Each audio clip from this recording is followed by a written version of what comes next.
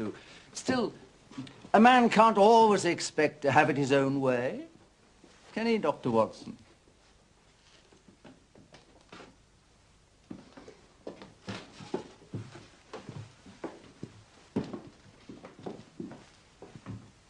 This is where the housekeeper left MacFarlane's hat and stick, and this is also where he would have come to collect his hat after the crime was committed. Now look at this. A thumb mark. So I observe. A thumb mark in blood. You are aware that no two thumb marks are alike? I have heard something of the kind.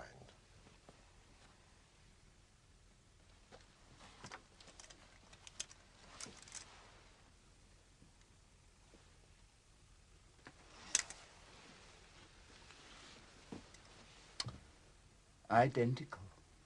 And that was taken from MacFarlane this morning.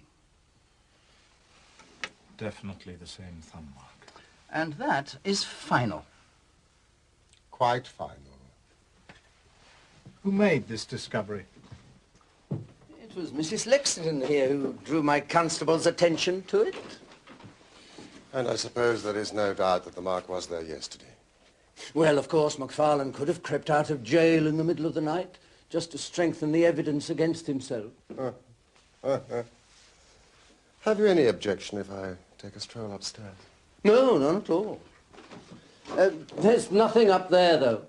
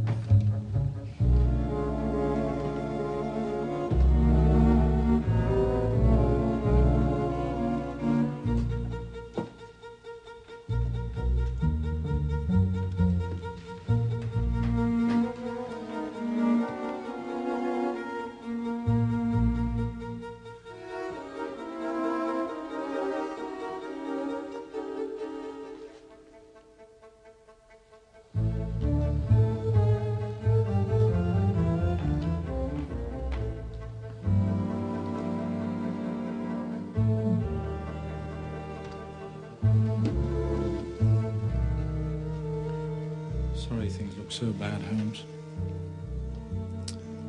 But there is a serious flaw in this new evidence. What's that? That thumbprint was not there when I examined the hole yesterday.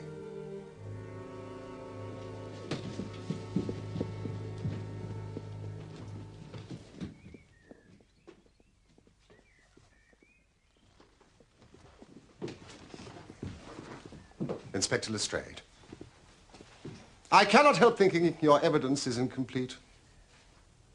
What do you mean, Mr. Holmes? Only that there is an important witness that you have not yet seen.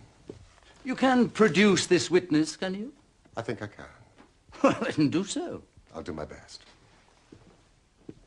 How many constables have you? 3 within call. Excellent. I assume that they are able-bodied large men with powerful voices. No doubt that they are, yeah. In the outhouse, there is a quantity of straw, and I would like 2 bundles brought in. Straw? And 2 buckets of water. Water? Ask them to bring it to the top landing.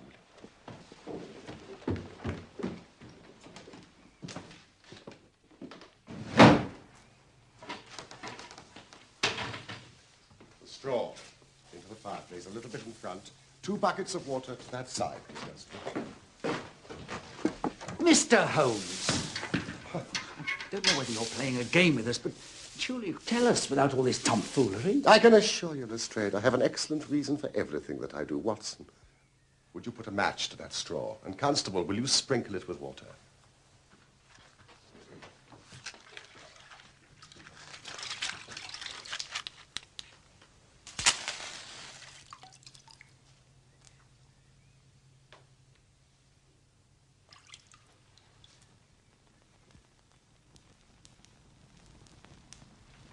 Now, we must see if we can find this witness for you, Lestrade.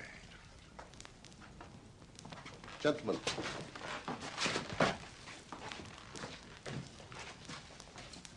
Would you please join me in the call of fire?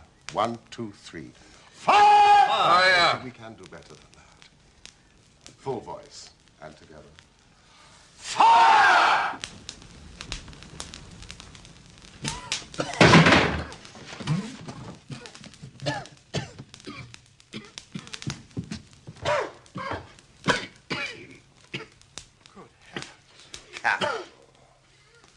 Constable, a bucket of water on that straw.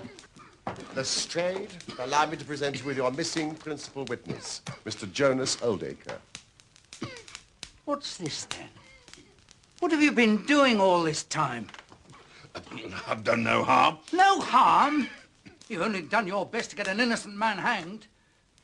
Yes, no. If it wasn't for this gentleman standing here, I'm not sure you wouldn't have succeeded. Take him. Let us see where this rat has been lurking.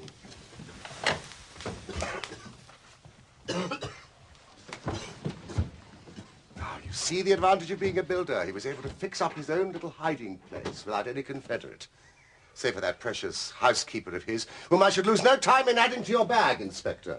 And these are the missing papers, no doubt. No doubt whatsoever. Constable, find the housekeeper. How did you know about that place, Mr. Holmes? When I compared the proportions of this room with those of the room below, I deduced that this fireplace wall was false. Oldacre clearly had a great deal of nerve, but not enough, I fancy, to lie quiet before an alarm of fire.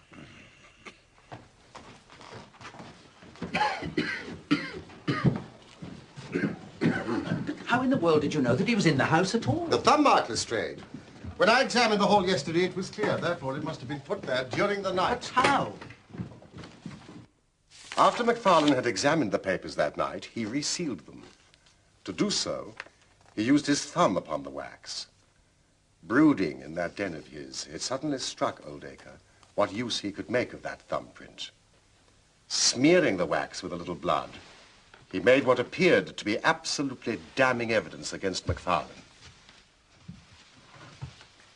But what was the object of his deception? Ah, well, you see, Inspector, in order to swindle his creditors who were pressing him, Oldacre emptied his bank account by paying out several large sums to a certain Mr. Cornelius. Now, I have no doubt that Messrs. Oldacre and Cornelius are one and the same person, the object being to change his name, draw on the money, and then vanish. We see before us a very deep, malicious and vindictive man. Did you know that he was once refused by MacFarlane's mother? All his life he has longed for vengeance. If he could give the impression that he was murdered by the only child of his former sweetheart, what more bitter revenge? I would never have allowed any real harm to befall poor Mr. MacFarlane, I assure you. That's for the jury to decide. You're charging me for a joke? It's nothing more than a practical joke. It was nothing less than murder. The body in the fire. But whose body was it? An old sailor, Lestrade, who had fallen upon hard times. When I examined the ashes of that fire, I discovered that your experts had missed this. It is a tooth of the great white shark. And you see that it has been lightly carved. It is typical of the work carried out by seamen. Well, this isn't evidence enough to show who died in the fire.